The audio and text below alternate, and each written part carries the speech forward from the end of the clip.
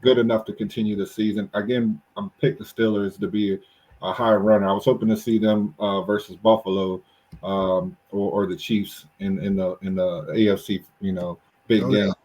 Yeah. That'd be my hope to see. But if they don't beat the Ravens today, I would lose a lot of hope towards that. And I would think that this team's not ready yet. That would be this means we got to go on the road. Yeah, I go on the road, and it's not always easy to win. It's not always easy, but you guys are playing them at home, right? Is that a quick question? No, we're playing them in Baltimore. Ooh, that slightly leans me back to maybe they win by 3, but I'd rather get out of here, Tony. What's your take? I'd rather the Steelers win. Well, we know. Look, we know who all the key pieces are, and pretty much everybody's healthy for the most part on these teams. It's really, to me, going to come down to a coaching scheme. You both have great defenses.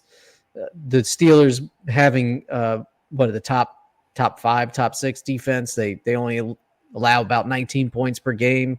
The Ravens they're not a terrible defense, but they're middle of the pack at 24.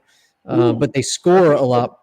They score a lot more points per game than the Steelers do. So the Ravens, they're at like 30 points per game, where the Steelers are more so. I believe it was 23 or 24 points per game. So you're looking at a pretty evenly spread match when it comes to the amount of points per game they score versus the amount of points per game they allow. It's going to be, I think, a close game. I think it's going to be within just like the Kansas City game. I think it's going to be within 3 points. It's going to be close score. It's going to come down to a field goal in the fourth quarter, and it's going to come down to coaching. It's going to be who's the best field goal kicker out there? That's right. Boswell, baby. I agree with what both of you said, but I do like Jim Harbaugh. I believe it's Jim Harbaugh. Harbaugh. Harbaugh. However you want to pronunciate it. I'm from the South. We just blah blah blah it out. I like him better as a coach than Mike Tomlin. I think he's a better all-around coach, head coach type of mentality. But I do like Mike Tomlin. Mike Tomlin's a top, anywhere from top 5 to 10 active coach right now. I would put Harbaugh just slightly above him. But we'll see how it plays out. This is again going to be a good one to watch, and excited to see what happens. I'm pulling for the Steelers. What are you?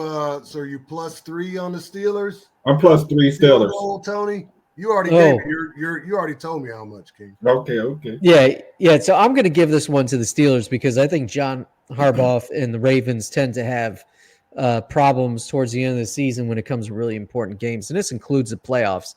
And believe it or not, I have this picked as the AFC Championship game this year, and I have the Pittsburgh Steelers winning out on that. And so I think the Steelers are going to win now, and if they meet each other in the playoffs, I think they'll win yet again. I don't think Kansas City is going to get that far to play Pittsburgh into the playoffs, and the reason I feel that way is because I think Mahomes' ankle is really going to become a problem as we get deeper into the playoffs. But I don't trust John Harbaugh as much as I trust Mike Tomlin when it comes to playoff Tony football. Just said that he's got the Steelers going to the Super Bowl this year is what he just told me. He didn't say that. He did. He said he's got them playing the Ravens in the AFC Championship and then beating the Ravens to go to the Super Bowl. He did say that. He just told say you that. Got your Let me just put this in the notes. The Super Bowl. That Tony has taken King Cash Ron's spot on the Furious 3. I think I'm gonna get a fucking Central Mind podcast tattoo right here. Right on 43. It's right there. You're playing with your mind right now. Do you not understand this? The Central Mind podcast, and he's now inside of your head. I know. How do you do this?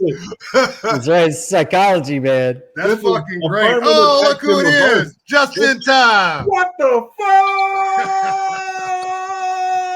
Just in time to hear that this. Oh, look at this. He's in and out. I'm done. It's just that quick he was here. Bye. She's like, Steelers in the Super Bowl. I'm out.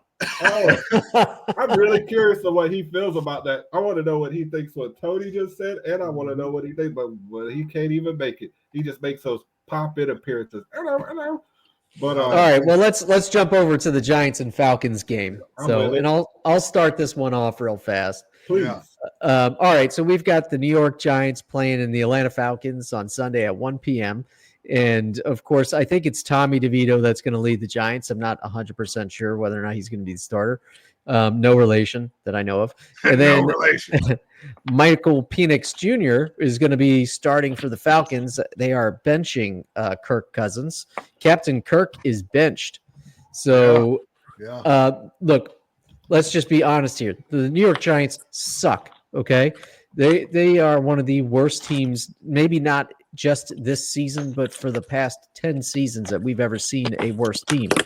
That said, rookie quarterbacks starting in their first game rarely win. They don't usually win their debut, whether that be the first game of a season or it's the 15th game of the season and they're starting.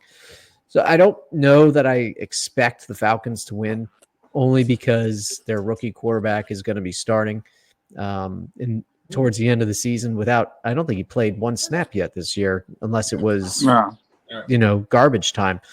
So I expect this to be a close game, and it comes down to the nitty gritty. And I think the Giants are going to win by a touchdown. I think it's going to be low scoring, looking maybe 17-10. I don't expect the Falcons to do much on offense, but Michael Penix Jr. in his first game could surprise me and they could win. Yeah. But let's put it this way: the Falcons. This is a must-win game for the Falcons. Yeah. If they want to have chance, they have any chance of looking at the playoffs. They're going to need to win this game, because once they tie with the Bucs, their record, then that's it. They've already beat the tiebreakers with the Bucs. They beat them both times that they've met this year. So if the Bucs aren't a game up, the Falcons automatically win the South Division and they make it to the playoffs as the number 3 team as it stands right now. But the Giants could be the spoiler, and I think they will be, and it's only because they're going to have their rookie quarterback starting.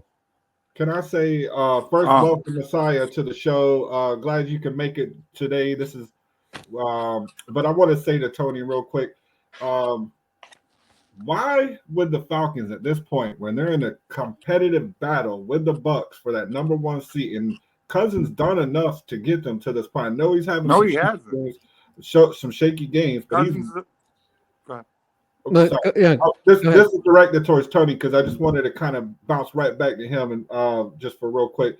So I'm saying, because you're the one that broke the news that Cousins that was getting this sat for Penix, whatever his fucking name is. This is his first start. I feel like Raheem Morris is really jumping the gun on this one. I feel, for me personally, Cousins has got you to this point. You paid him all this money. He's your quarterback, and now you're just going to, right when the playoffs and everything's on the line, you're going to yank him and put this kid out there to try to put this new energy. Well, where is this going to get him? If this is the game that you're going to do it, this is the game. If you're going to do it on any game, you're going to put your rookie quarterback in. Doing it against the New York Giants is the time to do it, because even if he doesn't play that great, you still have a very great opportunity to win the game, because, well, the Giants suck, right? So Kirk Cousins in the last 5 games has a passer rating of 63, and he's thrown 1 touchdown and 9 interceptions in 5 games. So, and they're on a 1-4 slide. They've won 1 game and lost 4 in the last 5 games. This is a Kirk Cousins problem. Kirk Cousins has not entirely responded well to his recovery from surgery for his Achilles injury. He's not moving around the field. He's not planting that leg the way they thought he would, to be able to throw that ball and launch it down the field for accurate passes. He's afraid of. He wasn't ready. They probably should not have started him this year. But they felt compelled to, because they paid him $180 million for 4 years, $100 million guaranteed contract. It's a lot of money. That's a lot of money. Yeah, and when you have Michael Penix Jr. sitting on the sidelines, and this guy's throwing 9 interceptions in the last 5 games and only 1 touchdown, I mean, maybe it is time